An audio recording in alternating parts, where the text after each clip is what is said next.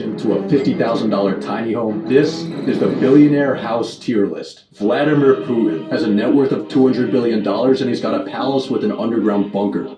S tier. Mark Zuckerberg bought 1,000 football fields of land in Hawaii so he could build a massive compound with a self-sustainable underground bunker, over a dozen houses including 2 mansions and a web of disc-shaped tree houses connected by rope bridges. Solid B tier. In 1984, Steve Jobs bought a California mansion called the Jackling House. It was designed in 1925 by famous architect George Washington Smith for famous rich guy Daniel Jackling. Steve Jobs wanted to burn it down. California said no, because of its historical significance. Steve Jobs really wanted to burn it down. He went on record calling the house a dump. He said Jackling had no taste and that George Washington Smith was a nobody. He then abandoned the house and let it rot for 10 years. The house became such a mess that he was finally given permission to destroy it. 8 months later, he died, making the brutal destruction of this innocent house one of Steve Jobs' final victories. I don't get why you hated on this house so much. I say it's a strong C tier. World famous pharmaceutical salesman El Chapo had a peak net worth of $12 billion. He was said to have houses at every single beach and a ranch in every single state.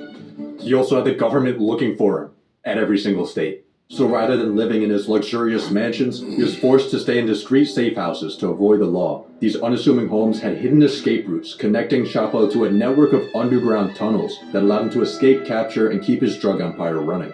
This man was a Harriet Tubman of crack. Solid F tier. Donald Trump's official residence is a 17-acre Florida resort called Mar-a-Lago. After buying it in 1985, Donald made a few changes. In his yard, he put an 80-foot tall American flag. In his bathroom, he added a few classified documents from the White House. But the biggest change he made was turning the property into an exclusive club. For a $200,000 entry fee, you could become a Mar-a-Lago member and hang out with rich people, like Jeffrey Epstein. He was a member of Trump's club until 2007, when he got kicked out for hitting on a teenager.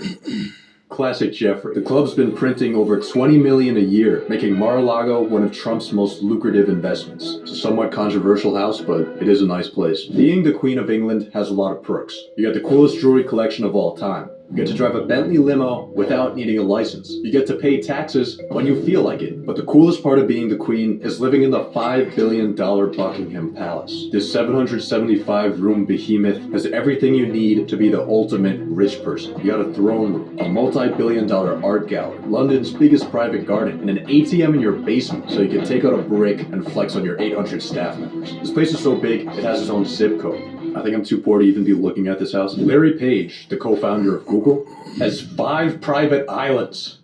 What is Larry Page doing on his 5 private islands? Nearby locals haven't noticed anything unusual except for a few helicopters. But in the 2013 conference, we may have gotten a glimpse into the answer. There's many exciting and important things you could do that you just can't do because they're illegal. But maybe we should set aside a small part of the world where we can try out some new things and figure out what is the effect on society, what's the effect on people.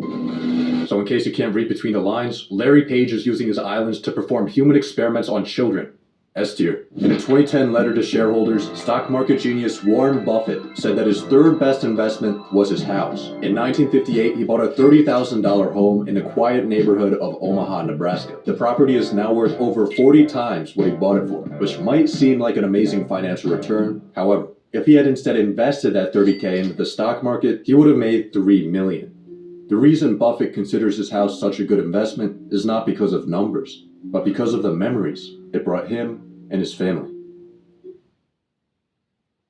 Mukesh Ambani, the richest man in India, dropped $2 billion on a 27-story mega mansion in the middle of the hood.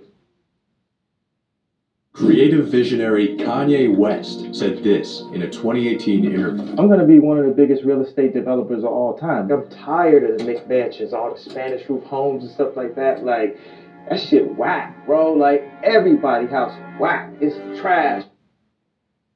Kanye bought this house in 2023. It was originally a church in Los Angeles that he planned to use for his Donda Academy school, but has since been left to rot. In 2019, Kanye started building massive dome-shaped structures inspired by Star Wars that he believed would revolutionize affordable housing. He was seconds away from solving the homelessness crisis when California shut him down because they already have tents for that. Recently, Kanye bought a $57 million Malibu home, paid someone 20 grand a week to destroy it, then listed it back up for sale for $4 million less than what he bought it for. And on top of that, the guy that he paid to destroy it, turns out he never paid him. So now he's also getting sued. After taking L after L after L, Kanye officially announced that he would be building a 100,000 acre city in the Middle East.